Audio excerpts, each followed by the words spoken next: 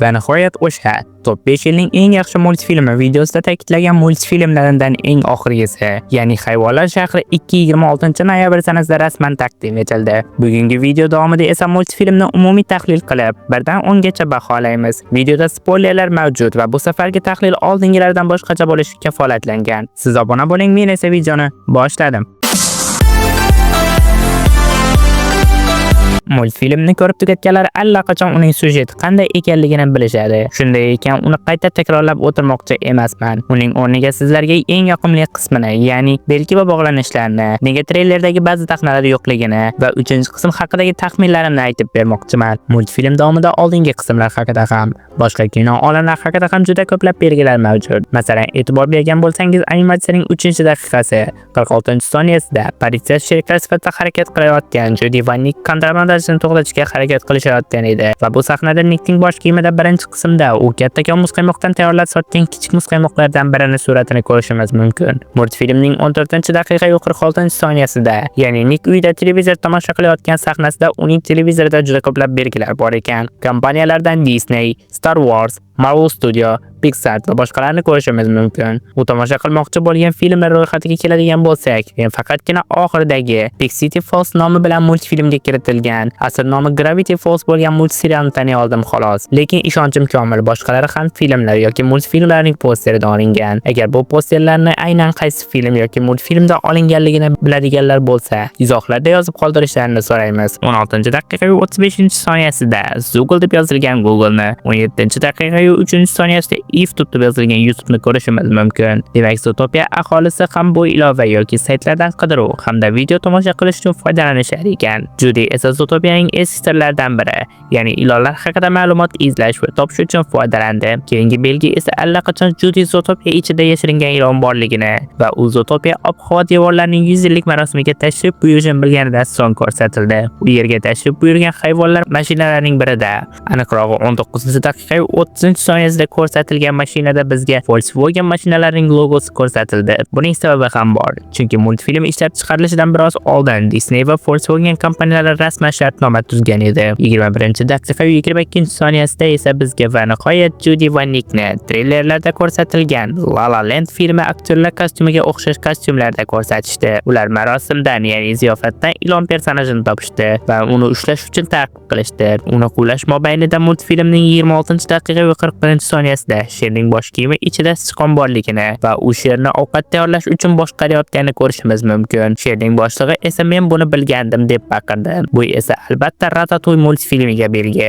Keyin 27-daqiqa 40-soniyasida Nick Grey Rapunzelning mashhur uslubida tova bilan urib yiqitdi. Grey bu ilonning ismi. 30-daqiqa 38-soniyasida esa Qo'ysuru xonim aybdor deb topilganidan so'ng merlikka saylangan ot personajidan intervyu olishayotgan edi. Undagi mikrofonlar ham ko'plab dong'i ketgan yangiliklarni yorituvchi televideniyalardan ekan. Masalan, CNN deb o'zgartirish kiritilgan, asl nomi CNN bo'lgan axborot dasturiga belgi qilib o'tildi. Judi va Nik esa shubha ostida qolishgan edi. Ular ilonga yordam berganlikda shubhalanildi. Ularga Mr. Big yordam berdi va ilonni topishlari uchun ularga bu haqida xabardor bo'lgan hayvonning, ya'ni suv kunduzining raqamini berishdi. Lekin aynan shu yerda, ya'ni 35-daqiqa 48-soniyasida ko'rsatilgan kunduzning vizitka karta raqamlari va multfilm boshida ko'rsatilgan furgondagi raqamlar bir xil ekan. Bu shuni anglatadiki, bu furgonlar Kunduzga tegishli bo'lishi mumkin. Kunduz ularni Zootopianing deyarli yo'q qismiga aylanib ulgurgan March bozoriga olib bordi. U yerda kaltakesak bilan tanishdi. U bilan bo'lgan suhbatning 40-daqiqasida esa kaltakesak odamlar haqida ham eslab o'tdi. Bundan bilishimiz mumkinki, Zootopia olamida juda qadimda odamlar ham mavjud bo'lgan ekan. O'ylaymanki, multfilmning 3 yoki 4-qismida bu haqida bizga aniqroq ma'lumot berishadi yoki aynan shu haqida hikoya qilishadi. Judi va Nik esa ilonni suv qo'llar orqali ta'qib qilayotgan 48-daqiqa 8-soniyadagi sahnada disklar sotilayotganiga ko'zingiz tushgandir.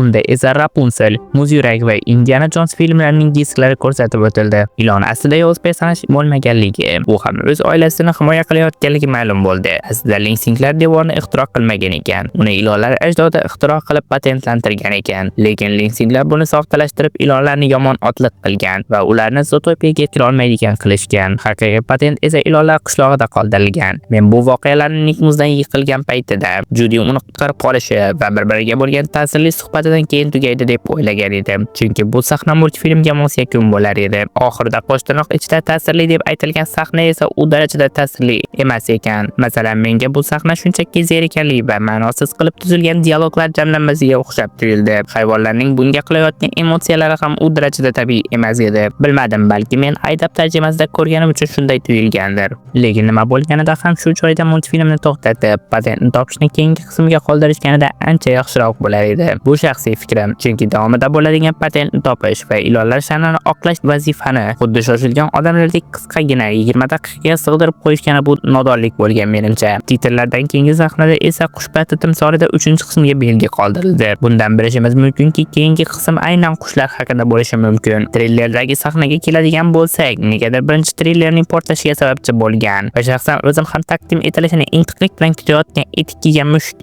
multfilmidagi o'lim personajiga o'xshab ketuvchi sirli personaj afsuski multfilm davomida umuman taqdim etilmadi va men yana multfilmda Benjamin va Gojoning raqsga tushgan sahnasini ko'rishni xohlagan edim. Chunki bu multfilm taqdim etilishidan oldin Instagramda shunday videoga ko'zim tushgan edi. Lekin keyin bilsam bu sahnalar Zootopia 2 multfilmiga tegishli emas ekan. Aslida Zootopia Plus nomli mini serial ishlab chiqarilgan ekan. Bu serial ham Zootopia olamiga tegishli ekan. Endi esa ruxsat bersangiz multfilm haqida o'z fikrlarim bilan ham o'rtoqlashsam. Multfilm yaxshi ishlangan, lekin u darajada shov-shuvlarga sabab bo'lib, shedevr darajasiga chiqqudek emas. Lekin multfilmga tanqidchilar ham, muxlislar ham anchagina baland baho qo'ygan. Va kassa yig'imi ham hali multfilm chiqqaniga bir oy bo'lmasidan 950 milliard dollar kassa yig'imini yig'ib qo'ygan. Bu albatta qoyil qolgulik natija. Shakira tomonidan ijro etilgan Zoo qo'shig'i ham juda qoyil maqom qilib yaratilgan.